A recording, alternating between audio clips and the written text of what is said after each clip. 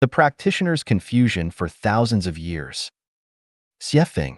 In 2008, I hired an African girl to help with my housework in Zimbabwe. My reason for choosing her was that she went to church every week, and I believe that regular churchgoers must be good in both character and in learning. Then my neighbors, an elderly British couple, later told me that she had stolen several things from them when I had her clean their rooms and yard when they went on a trip to South Africa and left their home in my charge. This is being noble when entering the church but absurd when leaving it. Here is a similar phenomenon. Everyone in mainland China who is more than 50 years of age has been educated in Maoist philosophy for decades. But what happened to these people after China's reform and its opening up, especially those who are officials? Needless to say, everyone knows that few of them really serve the people. Instead, they are bribing each other and neglecting their duties to benefit themselves. When Mao was alive, they were the people's servants. But now, they have become their masters. 15 years ago, there was an upsurge of learning about Western spirituality and Osho. The situation at that time can be described as the birth of masters like bamboo shoots after a spring rain. Talented people appeared frequently on the web. Everything they said were all spiritual contents, and all of a sudden there was the prospect of creating a new world. But then, 10 years later, the ebbs and flows of the tides disappeared. Many years ago, Master Jing Kong and Chen Dahui's movement to restore traditional culture could be said to have been in the ascendant.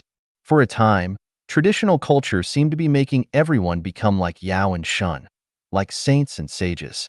Sometimes, when a lecture hall is full, it can make everyone feel that traditional cultural values really have the ability to become the model for the world. However, when they come out of that lecture hall and face reality, they are slapped back to their original shapes, which are still being noble when entering the church but absurd when leaving it. Since Chairman Mao left us, there have been waves of spiritual cultivation in China which can be described as each leading the pack for 3 to 5 years. But no traces of footprints were left on the beach after the storm.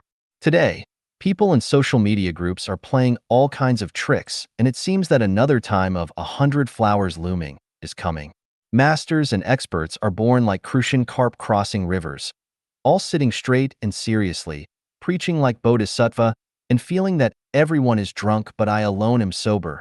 And they talk about love, awakening, perfection, healing, Buddhism, Taoism, emptiness, and hearts, which all seem reasonable, and might even have profound insights. The sad reality is that no matter who you are, after you have learned so much, spoken so much, and understood so much, you will often find that after just a few years or decades, you are standing in the same place. You have not entered the Elysium world. You are still having constant worries, and that your beautiful bubble has burst instantly. This is the confusion of the practitioner for thousands of years. The problem is that you did not build a life and a life program according to what you have learned and wanted. Without the guarantee of the program, you were quickly, or even instantly, beaten into a prison of trouble by the cruelty of reality, and you had quickly compromised to reality and further surrendered. At this time, you can only sigh. Once you get into this world, you have to deny yourself more or less. This is the reason why I believe that program construction is more important than moral education. Looking back on the history of mankind, people who want to be sages and saints have come in rapid succession, but very few have actually followed through. The key to the problem is that mankind has not built a program that can create many sages and saints and maintain their states throughout their lives. In time, I built a program which after 10 years of practice had borne nearly 100 sages and saints. If you can imagine, many farmers with only basic school educations have the qualities and understandings of sages and saints, and they live beautifully like celestials.